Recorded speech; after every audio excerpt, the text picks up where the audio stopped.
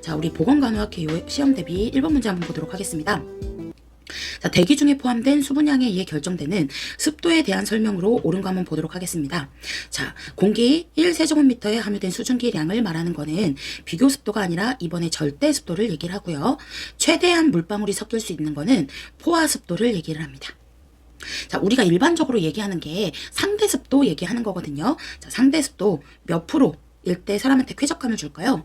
이거는 기본 간호에도 나오는 내용이에요. 그래서 우리가 온도, 습도, 특히 쾌적한 습도, 쾌적한 온도 이런 것들을 기억을 해주셔야 하잖아요. 그래서 제가 여기 밑에다가 적어놨죠. 네, 온도는 20에서 22, 습도는 40에서 60%를 쾌적한 온도 습도라고 얘기를 합니다. 이하일 때가 아니고요. 자, 습도는 정오가 지나서 낮에 그때는 최저, 밤에서 아침까지가 최대가 됩니다. 정답은 5번이 되고요. 태양열을 흡수하며 돼지의 가열을 방지한다. 자, 그러면 그 아래의 세부적인 설명들도 보도록 할게요. 이거는 제가 따로 만든 자료라서요. 자, 한번 보도록 하겠습니다. 정상 상태에서의 지구를 둘러싼 대기의 종합적인 현상을 기후라고 하는데 이 3대 요소에 뭐가 들어가죠? 기온, 기습, 기류 라고 하는 놈. 4대 요소 하면 복사열 들어가요. 3대 요소가 들어가는 것들도 너무 많았죠. 당뇨의 3대 증상, 기관지 확장증의 3대 증상, 매독에 걸린 환아의 3대 증상, 너무 많았습니다. 쾌적한 기류, 우리가 기류가 흐르고 있죠. 느끼지 못하는 그 기류를 뭐라고 해요? 그래서 우리가 불감 기류라고도 하잖아요. 자, 카타 온도계라고 해서 실내에 기류를 확인할 수 있는 온도계가 있는데 이거는 기류 확인하는 온도계잖아요. 그러다 보니까 다음 중에 습도를 확인할 수 없는 온도계는 이런 것들 이렇게 나오게 되면 카타 온도계 고르시면 돼요. 왜? 카타 온도계는 기류를 확인하는 온도계니까요. 자, 그 다음에 이건 아까 얘기했던 내용들이고, 자, 여기 온도와 관련해서 체온 조절 중추 우리 어디예요? 시상하부. 구토, 호흡, 혈관 운동 이런 것들과 관련되는 연수, 숨내도 있었습니다. 그 다음에요. 자, 이 열과 관련된, 온도와 관련된 손상들이 4가지가 있어요. 체온 조절 중추에 이상이 있다. 땀이 없다. 신부 체온이 40도 이상으로 올라가니까 얼음물에 담그는 거 이거 뭐죠? 열로 인한 치명적인 손상, 열사병입니다. 체온 조절 중추엔 이상은 없어요. 땀은 많이 나는 일사병, 시원한 곳으로 옮기기나 물 먹는 것들 이런 것들도 다 도움되는 거죠. 사실상 공통적으로 해당되는 처치가 뭐예요? 시원한 곳으로 옮겨주는 거죠. 서늘한 곳으로 시원한 곳으로 옮겨주는 겁니다. 근육에 강직이 있고 염분이 부족한 거 뭐예요? 우리 열경련. 네, 염분이 부족하니까 어떻게 해주자고 했어요? 소금물 먹을 수 있다 라고 얘기했었고요. 경우는 쉬면 괜찮아진다, 휴식하면 괜찮아진다, 이러면 제가 열피로 고르라고 했죠. 산업간호에서 휴식하면 괜찮아진다, 장시간 노동을 하고 나서 며칠간 쉬니까 회복이 됐다, 그러면 제가 산업피로 고르라고 했었습니다. 1번, 고온 다습하고 냄새가 나는 작업장에 유해한 증기를 희석하고자 할 때 관리의 기본적인 원칙으로 우선적인 방법. 유해한 증기를 희석한대요. 뭘까요? 병실 환경에서도 가장 중요한 요소인 환기가 됩니다.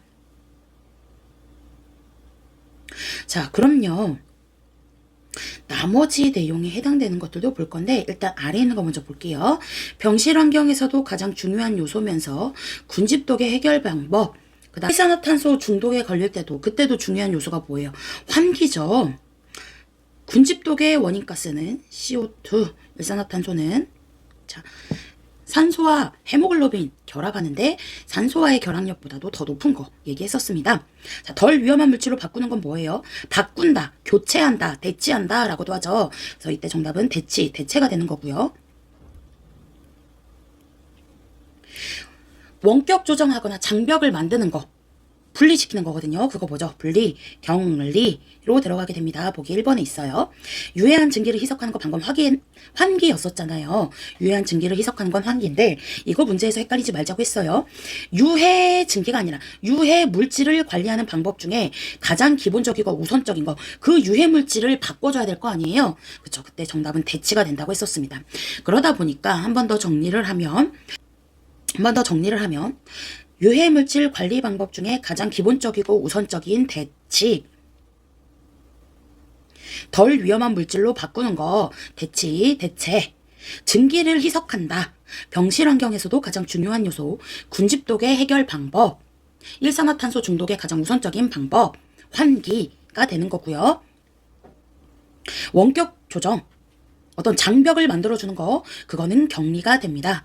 자, 그럼요. 이거는 조금 더 다른 얘기긴 한데 격리가 어디에도 나오나요? 네, 기본간호에도 나오게 되죠. 그래서 우리가 일반적으로 감염병 대상자, 예시로 활동성 결핵, 뭐 메르스 이런 사람은 당연히 무슨 격리예요? 그쵸, 음압격리. 신장 이식 수술을 했다. 우리 대상자가 백혈병이다. 그 대상자 자체를 더 보호해줘야 돼요. 보호격리. 역격리라고도 하죠. 이런 격리 같은 경우는 내과적 무균술로 들어가나요? 외과적으로 들어가나요? 그쵸, 내과적인 처치로 들어가게 됩니다. 보도록 할게요. 영아 사망률은 반드시 기억하셔야 되죠. 국가의 건강지표, 모자보건지표의 주요한 지표가 되고요. 그 다음에 지역사회 건강지표에도 영아 사망률은 주요한 지표가 됩니다. 자, 5라는 게 의미하는 게 뭘까요? 자, 일단은 제가 이거 식도 기억하자고 했었어요. 그러다 보니까 총 출생아 수, 그 해에 태어난 총 출생아 수, 또는 특정 연도에 태어난 총 출생아 수 해도 됩니다. 그 다음에 영아 나이가 몇 살이니까요? 1세에 사망한 아이의 수 곱하기 1000이라고 얘기했었죠. 1000명당 기준이에요. 그러다 보니까 1000명당 100은 빼고요. 1세 미만. 정답은 2번이 되는 거죠. 연간 출생아 수 1000명당 생후 1년 미만의 5명이 사망했다. 그리고 제가요, 이거 식 얘기하면서 분모가 뭔지, 분자가 뭔지 이것도 알자고 했었습니다. 그래서 모, 엄마가 자식을 업고 있는 거 생각하면 된다고 했어요. 밑에서 부모가 분자, 자식을 업고 있는 거라고 생각하세요. 자, 이 영아 사망률, 영아와 관련된 내용은 우리 공중보건에서도 나오고요. 아동간호나 모성간호에서도 나오게 되잖아요. 주된 사망 요인이 뭐죠? 그렇습니다. 기형. 분만 외상 중에 가장 많은 건 뭐였죠? 쇄골골절 같은 것도 있었죠. 영아 사망률이 어떻게 됐다는 것은 국가의 위생 수준이 증가했다. 영아 사망률이 감소했다는 것은 국가의 위생 수준이 증가했다는 거고요. 특정 연령군이기 때문에 몇 살인데요? 1세 미만. 통계상으로 아주 의미가 있습니다. 자, 아동에서요, 영아기. 에릭슨은 신뢰감, 불신감, 신뢰감을 이때 주요하게 확립할 과업이라고 얘기했었고, 엄마와 아이 사이에 그러다 보니까 영아기 주요한 게 뭐예요? 신뢰감이죠? 그거 쌓지 못하면 불신감이 형성되고, 프로이드는 이 시기를 뭐라 했죠? 네, 구강기. 입을 통해서 욕구를 해소한다라고 얘기했었습니다. 가장 큰 성장 발달을 이루는 시기 영아기고, 자, 그럼 1세가 됐어요. 1세가 됐어요. 체중은 몇 배가 됐을까요? 네, 3배. 키는, 신장은 1.5배가 됐다 하는 얘기들도 했었습니다. 여기에 보면 성장 발달, 가장 큰 성장 발달을 이루는 시기잖아요. 자, 발달이라고 하는 것은 어떤 특정한 방향성이 있습니다. 방향성이 있고요. 머리에서 미발달, 가까운 쪽, 중심에서 말초 발달이라고도 얘기하는데, 근위에서 원위 발달, 이런 것들도 있었죠. 개인마다 발달하는 속도는 차이가 있지만 어떤 규칙성도 있었습니다. 4번, 65세 이상이나 65세 미만 노인성 질병을 가진 자가 6개월 이상 혼자 일상생활을 수행하기 어렵다고 인정되는 경우 받을 수 있는 의료보장 제도는 너무 쉽죠. 노인 나이 기준이거든요. 노인 장기요양보험입니다. 노인 장기요양보험. 제가 우리나라 4대 보험, 5대 보험 이거 반드시 기억하라고 얘기했었고요. 사회보장제도에서 사회보험, 공공부조에 해당되는 각각 소득보장인지 의료보장인지 그것도 외우라고 했었습니다. 이게 뭔 소리냐 하시는 선생님들 안 돼요. 지금 안 됩니다. 앞에서 찍어놓은 대비 영상에서도 수도 없이 얘기를 했었어요. 4대 보험, 5대 보험 반드시 기억하셔야 되고, 소득을 보장하냐, 의료를 보장하냐, 그것도 반드시 기억하셔야 됩니다. 자, 이거 한번 볼게요. 일단 의료보장제도, 네, 노인장기 요양보험 들어가고요. 그러면 제가 우리나라 4대 보험에는 건강하게 산 채로 고국으로 가자 노인 이렇게 해서 들어간다 했고, 공공부조에는요, 기초생활보장제도와 의료급여, 의료보호가 있다고 얘기를 했었습니다. 여기에서 소득보장이 뭐였죠? 네, 소득을 보장해주는 거 이거 3개. 여기. 그럼요, 의료를 보장해주는 건 뭐였죠? 네, 요거 외우셔야 합니다, 선생님들. 자, 노인장기 요양보험이요. 보험자가 어딥니까? 네, 국민건강보험공단이고요. 산재보험은요. 근로복지공단이죠. 자, 4번, 5번에요. 제가 노인요양 공동생활가정, 노인요양시설 이거 넣어놨어요. 이거는 노인장기 요양보험에 해당되는 내용에서 대표적인 시설급여로 들어가는 놈들입니다. 그래서 제가 이것도 그동안 수도 없이 얘기를 했었는데 앞에 노인요양 글씨가 똑같이 들어가요. 노인요양. 우리 시설급여, 의료시설급여 얘기하면 이 두 놈밖에 없습니다. 사람 수에 따른 차이가 있다고 얘기했었어요. 그래서 노인요양 공동생활 가정은 사람 수가 5명에서 9명, 노인요양시설은 10명 이상이다 라는 얘기도 했었습니다. 자, 그 밑에 볼게요. 삼재보험은 우리 사회보험에서 소득과 의료 두 개 다 보장이 되고요. 등급 판정, 자 이거는 노인장기 요양보험에 대한 내용인데 등급 판정은 무조건 받아야 된다고 했었습니다. 독거노인이라고 등급 판정 안 받는 거 아니에요. 치매노인이라고 등급 판정 안 받는 거 아닙니다. 이 노인장기 요양을 받기 위해서는 등급은 무조건인데 등급 어떻게 받는다 했죠? 네, 어떻게 돼요? 5등급과 인지지원 등급으로 나눠지게 됩니다. 어디다 신청하는 건데요? 네, 제가 여기 국민건강보험공단에 신청하는 거고요. 신청했으면 등급 판정까지 며칠이 소요돼요? 한 달, 30일 정도가 소요가 됩니다. 자, 30과 공통적으로 기억할 거 한번 보도록 할게요. 대표적으로 폐기물, 손상성 폐기물. 적어도 요양병원 병상수 30개 이상은 돼야 되죠. 정신질환자 입원 진단서. 그래서 제가 같이 30일 관련된 내용들 밑에다가 적어놨고요. 재가급여. 지금 제가 여기에 4번, 5번은 시설급여에 해당된다고 했었어요. 재가급여에 들어가는 거 반드시 기억해야 됩니다. 왜냐면 그동안에 우리 국시에서 숱하게 물어봤어요. 재가급여에 들어가는 거 확실히 기억하셔야 되고요. 방문요양, 방문목욕, 방문간호, 방문자 들어가는 게 3개 있어요. 그 다음에 우리가 하루가 어떻게 나눠져 있죠? 하루, 주간, 야간 있잖아요. 그래서 하루 중 일정 시간 제공한다 하면 주야간, 일정 기간이라고 하면 단기 서비스. 이런 재가급여의 본인 부담금은 15%예요. 그 다음에 장기요양기관이 운영하면서 입소하여, 장기간 입소하여 신체활동, 심신기능 유지 어쩌고저쩌고 하는 그 시설급여가 이 의료시설급여, 이 시설급여를 얘기하는데 제가 아까 4번, 5번에 적어놨던 노인요양시설과 노인요양 공동생활가정, 사람 수에 따른 차이가 있다고 했습니다. 본인 부담금 당연히 제가보다 비싸겠죠? 20%입니다. 이런 요양급여의 적정성 평가는 우리가 심평원이라고 하는 건강보험시사평가원에서 진행하고 있어요. 자, 5번 수질오염에 대한 설명을 옳은 거 반드시 기억해야 되죠. 얘도 그동안 국시에서 출제 경향이 상당히 높은 문제였기 때문에 반드시 기억하셔야 됩니다. 내가 너무 헷갈린다 하면 확실한 그 기본 개념 뭐예요? DO. DO는 물에 녹아있는 산소를 얘기하죠. 얘가 높다. 아, 깨끗한 물이다. 라고 얘기했었습니다. DO가 높을수록 BOD. DO가 높다. BOD 떨어진다. DO가 높다. COD도 떨어진다. 이렇게 기억하자고 했었어요. DO가 높을수록 BOD 감소. DO가 높을수록 COD, 얘도 공장폐수 얘기하는 COD도 감소. DO가 낮을수록, DO가 높아야지 깨끗한 물이라고 했죠. 낮다면 물의 오염도는 높다. DO가 높을수록 물의 오염도가 낮다. 정답은 4번이 됩니다. 5번 COD가 높을수록 오염도 높은 거죠. 그래서 기본 개념 잊지 마세요, 선생님들. DO가 높다. 깨끗한 물. 얘랑 BOD, COD는 반대로 움직인다. 얘네가 낮아야지 깨끗한 물이다. 라고 얘기했었죠. 자, 아래 있는 것도 볼게요. 분변 수질오염의 지표. 대장균. 그래서 특히 대장균 같은 경우는 100cc 중에 한 마리도 검출되면 안 되거든요.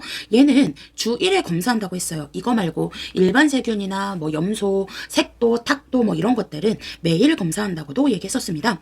일반 세균 수는 1cc당 100마리 이하인데 대장균은 한 마리도 검출되면 안 돼요. 자, 용존산소. 얘도 온도, 염도하고도 거꾸로 움직여요. 용존산소는 온도가 뭐 할수록 산소 함유량이 많아 오염도가 낮다. 오염도가 낮대요. 어떨 때요? 온도가 낮을수록 산소 함유량이 많아 오염도가 낮다. 그래서 제가 여름철에 막 증발된, 여름철에 저수지에 물이 고여 있는데 증발된 거 생각해 보세요. 산소도 같이 증발해요. 어때요? 물은 적은데 오염도가 높아요. 저수지, 여름철 저수지 생각해 보자고 했습니다. 낚시터 이런 거 생각하셔도 돼요. 증발이 많이 됐다. 살고 있는 물속에 녹아있는 산소량이 적다. 이렇게 봐요. 용존산소는 식물성 플랑크톤이 급격히 번식할 때 어떻게 됐죠? 감소했었습니다. 용존산소는 염분이 뭐 할수록 감소돼요? 염분이 낮을수록 용존산소가 증가하는 거거든요.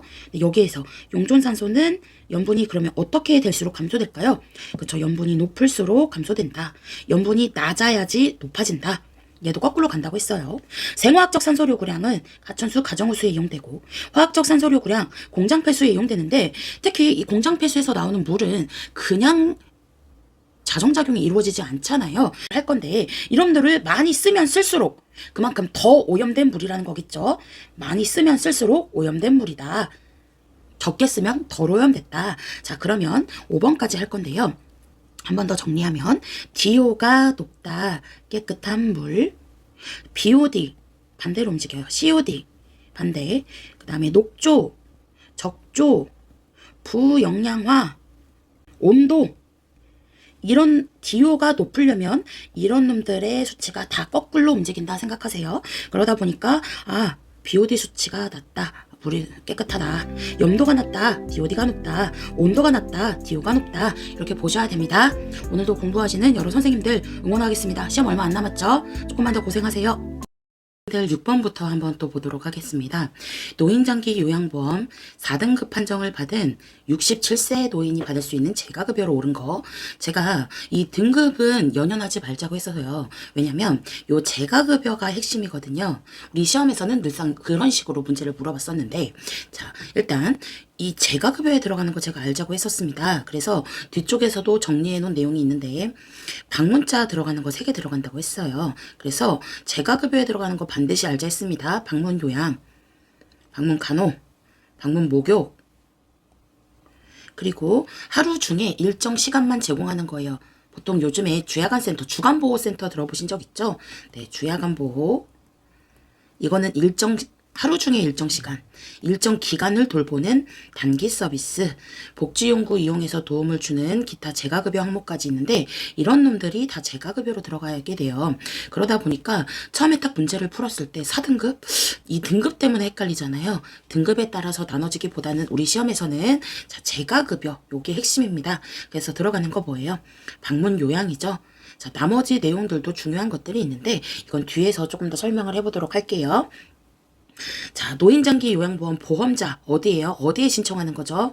장기요양 인정 신청한다. 국민건강보험공단. 장기요양 인정 신청서 제출하는 곳 국민건강보험공단. 반드시 기억하셔야 돼요. 건강보험 자격심사, 보험금 징수, 보험급여 관리도 국민건강보험공단. 자, 이 노인장기 요양보험 공단에 신청을 하잖아요. 제가 65세 아니더라도 신청할 수 있는 질환군 기억하자고 했었습니다. 그거 뭐예요? 네, 치매 또는 중풍, 파킨슨 이런 질환들은 신청할 수 있는, 꼭 65살 아니어도 돼요. 신청할 수 있는 질환 대상군이 되다 보니까 이런 질환들은 꼭 기억을 해주자고 했었습니다. 그동안의 모의고사나 아니면요, 제가 우리 시험 대비하는 영상에서도 이 노인장기 요양보험에 대해서 계속 얘기했던 내용들이 있었어요. 자, 그러면 등급은 무조건 받아야 되거든요. 등급 판정은 무조건이에요. 독거노인 무조건 받으세요. 치매 받으세요. 어찌됐든 이 노인장기 요양보험을 받으려고 하는 대상자라면 등급 판정은 무조건입니다. 필수예요. 몇 등급으로 나눠져요? 네, 5등급과 인지지원 등급으로 나눠진다고 했죠. 그래서 각각의 점수 안 외우셔도 돼요. 자, 우리는 뭘 외울 거예요? 자, 1, 2, 3, 4, 5 인지지원 등급까지 나눠지는데 특히 이 가장 아래에 있는 5 인지지원 등급이 2년, 2, 3, 4 등급이 3개 묶었어요. 3년. 그러면 하나씩 올라가거든요. 2년, 3년, 1등급, 4년. 1등급은 가장 일상생활이 어려운 등급이에요. 이 옆에 적어놓은 2년, 3년, 4년 이거는 뭘까요? 네, 유효 연수를 얘기하거든요. 가장 낮은 최소 인정 유효 연수 당연히 몇 년인가요? 2년입니다. 그리고 이런 노인장기 요양보험이 이루어지기 위해서 돈이 필요하거든요. 뭐든지 제일 중요한 게 돈이잖아요. 자, 그럼 이 돈 어떻게 이루어질까요? 자, 재원 돈이라고도 하는데 재물의 원료 어디서 돈이 나왔냐? 자, 본인부담금 어떻게 되죠? 본인부담금 15에서 20이에요. 자, 그럼 이 15는 어디에 본인부담금일까요? 당연히 가격이 조금 더 저렴한 싼 재가의 본인부담금. 20은요, 시설의 본인부담금. 그런데 이 20, 국가에서 지원해주는 거랑 똑같아요. 나머지가 보험료거든요. 그럼 보험료는 몇 프로인지 안 해오셔도 되죠. 빼기 하면 되니까 100에서 요 숫자들 빼면 되잖아요. 그래서 자, 특히 요 15나 20은 좀 기억을 해주시면 좋을 것 같아요. 제가의 본인부담금 15%, 시설의 본인부담금 20, 제가가 어떻게 나눠진다 했어요? 여기 이놈들 제가. 그럼 시설은 뭘까요? 여기에 들어가는 놈들이 시설급여 얘기하는 거거든요. 얘네는요, 의료복지시설로 들어가게 되는데, 우리 시험에서 물어보는 시설급여는 요거 말하는 거예요. 두 개밖에 없어요. 사람 수에 따른 차이가 있거든요. 그것도 제가 이제 그 다음 차트에서 정리해 놓은 걸로 한 번 더 설명하겠습니다. 자, 요 보험료 우리요, 거들 때 공단에서 지로 같은 거 날라오잖아요. 선생님들 우편으로 날라오는 거 한 번이라도 보시면 자 거기에 건강보험료 옆에 장기요양보험료라고 적혀 있거든요. 거들 때는 같이 걷어요. 통합징수. 공단에서 관리할 때는 독립회계 따로따로 관리합니다. 자, 그래서 정리한 거 한번 볼게요. 장기요양급여는 재가급여와 시설급여와 요거 하나 볼까요? 네, 특별연금급여거든요. 재가급여와 시설급여와 특별연금급여로 이렇게 이루어져 있어요. 자, 그러면 요 재가급여에 들어가는 건 제가 반드시 기억하자고 했어요. 그리고 사실상 우리 시험에서는 조금 더 어렵게 나오거나 특히 상반기 시험에서는 이런 시설급여 같은 것도 묻기도 했었죠. 그러다 보니까 재가급여 필수적으로 외우신 선생님들은 시설급여에 들어가는 거 2개도 암기하셔야 되는데 자, 재가급여에 방문자 들어가는 거 제가 3개 들어간다고 했죠. 자, 보통 요양보호사 선생님들이 하는 신체활동, 가사활동, 대상자, 수급자의 집을 방문해서 하는 방문 요양이 있고요. 2인 1조, 목욕 차량으로 다니는 거 보신 적 있을 거예요. 그거는 방문 목욕. 자, 우리 선생님들 할 수 있습니다. 방문간호 지시더에 따라서 뭐 의사의 처방에 따른 방문간호 지시더에 따라서 제공할 수 있는 자 간호조무사 선생님 몇 년? 3년의 경력 있어야 되고요. 간호사 2년, 치과위생사까지 할 수 있습니다. 그러다 보니까 다음 중 방문간호 자격 요건으로 옳은 것은 해서 물어보기도 하죠. 그리고 또 방문간호 수행할 수 있는 사람은 해서 물어보기도 하기 때문에 이런 내용들 기억해 주시고 하루가 주간, 야간 나누어져 있잖아요. 그러다 보니까 하루 중에 일정 시간 또는 낮 시간 동안만 이런 말 나오면 주야간 서비스. 일정 기간 돌본다. 가족들이랑 같이 살고 있는데 우리 가족들이 다른 곳에 좀 여행을 가려고 해요. 근데 우리 대상자를 데려갈 수가 없는 거예요. 그래서 단기간, 단기 서비스 이런 것들 재가급여. 제가 아까 본인 부담금 몇 프로라 했어요? 15% 얘기했었죠. 시설은 20%. 자, 그러면 시설급여도 볼게요. 우리 치매, 중풍 등 뭐 노인성 질환 등으로 인해서 일상생활하기 어려운 대상자에게 시설에서 서비스를 제공하는 걸 얘기를 하는데 여기요 사람 수 따른 차이가 있다고 했잖아요. 보면 공동생활 가정이 작은 의미잖아요. 그럼 당연히 사람 수가 더 적겠죠. 5명에서 9명.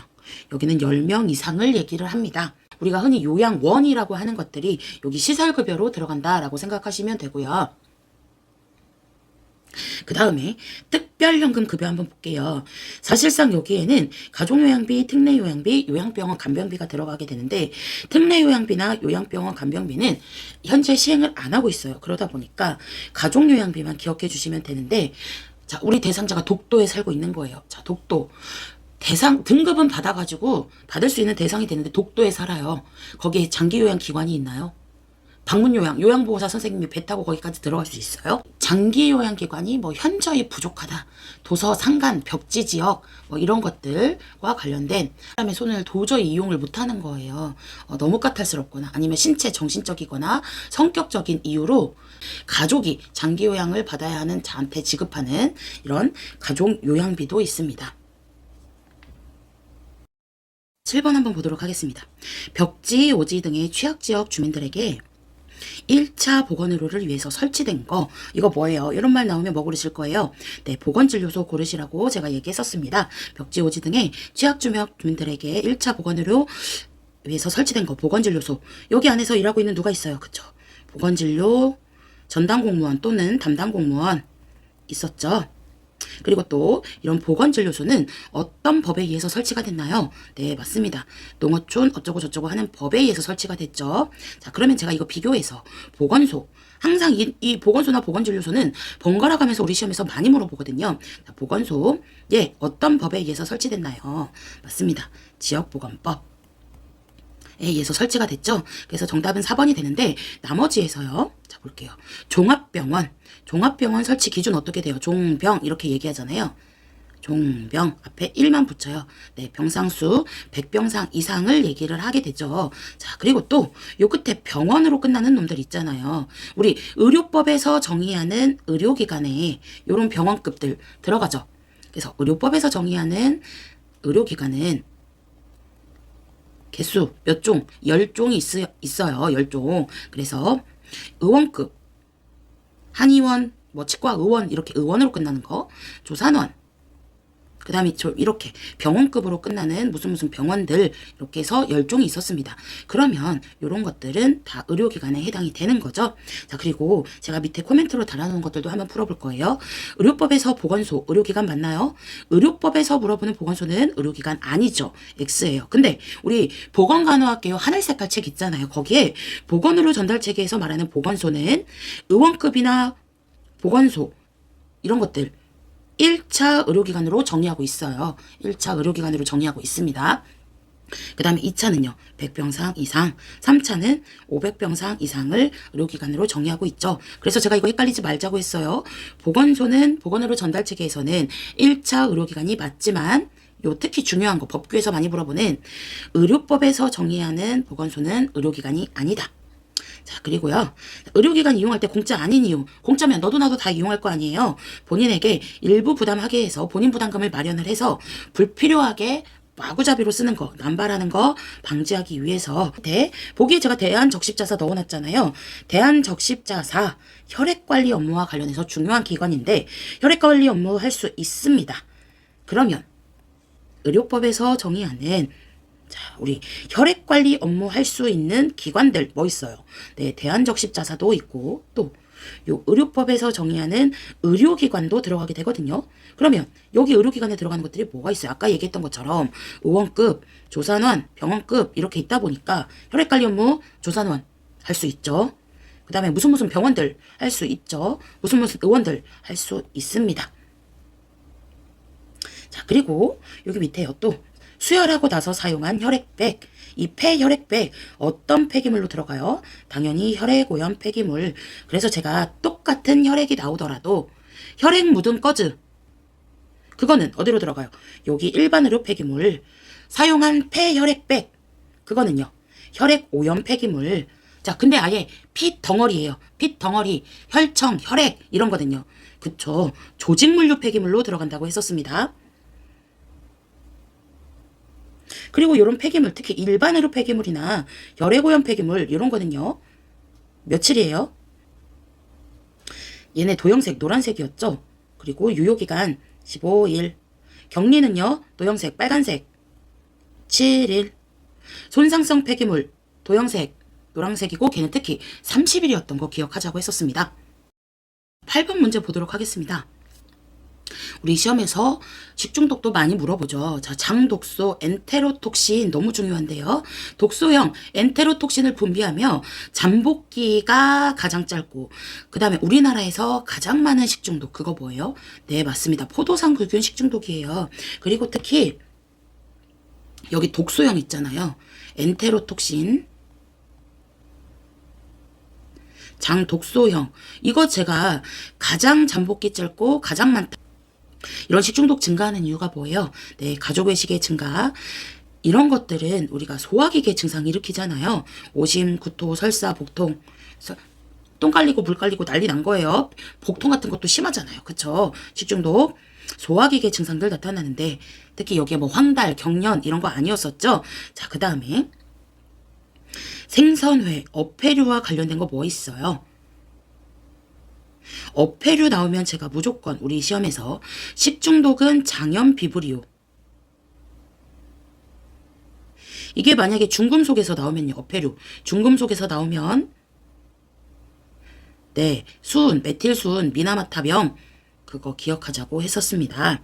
자, 그리고 돼지고기, 잠복기 24시간, 저온살균 이런 말 나오면 어떤 거 고르실 거예요? 네, 보기에 있는 1. 살모넬라 장티푸스의 원인균이기도 했었죠. 장티푸스 원인균. 자, 그리고 제가 아까 얘기했던 독소형 많은 포도상구균, 가장 치명적이고 치사율 높은 보툴리누스, 그 다음에 웰치균, 이렇게 해서 독소 형태. 그 다음에 여기에서 또 통조림, 소세지, 가장 치명적. 자, 우리 또 농약이나 살충제를 통해서 우리 대상자에게 식중독이 왔어요. 그런 것들은 원인이 뭐냐고 물어봐요. 정답, 화학물질. 화학물질에 의한 식중독이고요. 자, 제가 조미료 넣고 버무려 했어요. 조개, 미틸톡신, 미틸로톡신이라고도 하죠. 버섯, 무스카린, 보거독은 테트로도톡신. 특히 내장에 많죠. 아가미에 없습니다. 심하면 중추신경 이상 일으키기도 하고요. 사망하기도 하죠. 자, 맥각, 우리 맥주, 보리 이런 거 얘기하는 거거든요. 이 보리맥자예요. 보리맥자. 그래서 이런 보리나 이런 것들을 통해서 오는 에르고톡신, 에르고빈이라고도 합니다. 자, 감자는 뭐예요? 솔라닌. 견과류, 옥수수, 맛은 있는데 우리 열심히 씹었어요. 아, 이가 아파요? 이 아플라톡신. 그리고 청산가리 독 들어보신 적 있죠? 네, 청산가리, 청매실에도 독이 있는데 그거는 아미그달린. 자, 유효기간 지난 케이크다. 우리 시험에서 유효기간 지난 케이크 나오면 똑같아요. 지금 제가 보기에 넣어놓은 거 있잖아요. 외워야 되니까 지금 다양한 방식으로 해서 넣어놨는데, 독소형 잠복기 짧다 우리나라에서 가장 많다 포도상. 유효기간 지난 케이크도 뭐예요? 네, 그것도 포도상구균. 식중독 지난번에서도 나왔죠. 그때 뭐 나왔어요? 제가 여긴 안 나왔지만 굴, 베네루핀. 굴, 베네루핀이거든요. 이게 정답이었잖아요. 하반기 시험이 식중독 중에서도 외워야 될 것들이 많다 보니까 이런 놈들도 같이 기억을 해주세요. 자, 9번 한번 보도록 하겠습니다. 인구 형태들 이런 것들이 있는데, 자, 우리나라 농촌 지역의 인구 형태는 어떨까요? 생산 인구를 우리는 어떤 나이로 보고 있어요? 네, 생산 인구 15에서 64세로 보고 있잖아요. 농촌에 일자리도 없고 급여도 싸고 하다 보니까, 임금도 싸고 하다 보니까 사람들이 도시로 많이 빠져요. 이 생산 인구가 홀쭉해요. 이 인구가 싹 빠졌어요. 인구 형태는 표주박형, 호로 형태라고 얘기하기도 하죠. 그러면 이와 반대로 도시는 이 생산 인구들이 많이 유입이 돼서, 생산 인구가 많이 유입이 돼서 어떤 형태가 보여요? 네, 별령, 우리형, 매형, 당연히 별령이죠. 이런 거 없어요. 이거 사실 이런 자료들은 제가 수업 때 활용하려고 열심히 만들거든요. 우리 선생님들 수업 때 드리려고. 그래서 조금 더 재밌게 공부하려고 이런 것들 넣어놓는데, 별령 이런 거 아예 없습니다. 우리나라 농촌 지역에서 수인성 감염병 예방을 위해서 가장 먼저 시작할 건강증진 사업. 수인성 질환들은 특히 경구 감염이잖아요, 보통. 그러다 보니까 입을 통해서 들어와서 물 깔리고 똥 깔리고 다 하다 보니까 중요한 거 뭐예요? 음용수 관리죠. 음용수 관리 너무 중요합니다. 선생님들이 알고 있는 수인성 질환들 뭐 있어요? 네, 제가 일단 필수 예방 접종 무조건 외우라고 했었습니다. 그것 따라서 장모님 콜라 3개 팔아요 라고 해서 장티푸스, 콜레라, 세균성 이질, 파라티푸스 또는 파리가 매개한다, 이런 것들 얘기를 했었습니다. 반드시 기억을 해주셔야 하죠. 그리고 A형 간염 같은 것도 있었어요. A형 간염 필수 예방 접종이다 보니까 이놈이 대표적인 수인성 질환이에요. 2급 감염병이거든요. 이것 따라서 같이 기억하는 장티푸스, 콜레라, 세균성 이질, 파라티푸스 이렇게 얘기를 했었습니다. 자, 여기에 제가 넣어놓은 것들이 있어요. 결핵, 특히 너무 중요해서 우리 시험에서 결핵은 반드시 기억해야 된다 했었거든요. 결핵, 호기성 간균.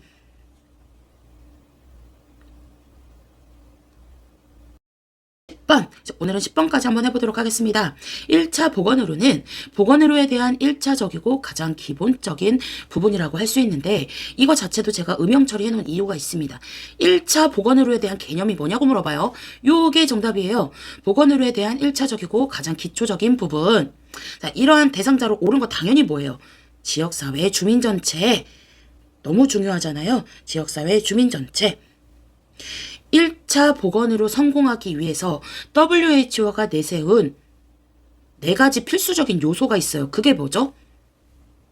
네, 접수대에 주지 스님이 서 있는 거예요. 접수주지, 접근성, 수용 가능성, 주민 참여, 지불 부담 능력, 제일 중요한 주민 참여, 주민 전체, 사업 대상자. 자, 그 다음에 이에 청소년 있잖아요. 이거는 아동 간호적인 내용, 아동에서 물어보는 내용. 자, 청소년 확립할 거 뭐예요? 아, 진로 결정했니? 아, 뭐가 되고 싶은데 나는 뭐가 될지 모르겠다. 난 진로 결정했어. 뭐 하고 싶어? 자아정체감. 자아정체감 형성 못한다. 그러면 끊임없이 고민을 하는 거죠. 역할운동. 이것도 제가 얘기하면서 노년기에는 자아통합감이었다 얘기했었습니다. 그 다음에 여기서 초등학생 1학년 4학년 건강검진 대상이 되고요. 자, 가장 아래쪽에 약물 중독이나 음주 흡연 예방교육이 효과적인 대상자는 2번 청소년, 칫솔질 교육할 때 가장 효과적인 대상자는 5번 초등학생. 자, 그리고 1차 보건의료 성공 요건에 주민 참여가 포함이 당연히 되죠. 제일 중요합니다. 접수 주지. 그 다음에 요 주민의 기본적인 건강 문제를 다루고요. 여기 4번에 넣어놓은 급성감염병. 급성감염병 대중에게 알릴 수 있는 효과적인 교육 매체. 방송 매체라고도 하고요. 대중 매체라고 하기도 하죠. 10번까지 했고요. 제가 목이 좀 잠겨서 좀 음질이 고르지 못한 점 죄송합니다. 시험 얼마 안 남았으니까요. 우리 열심히 앞으로 또 달려봐요.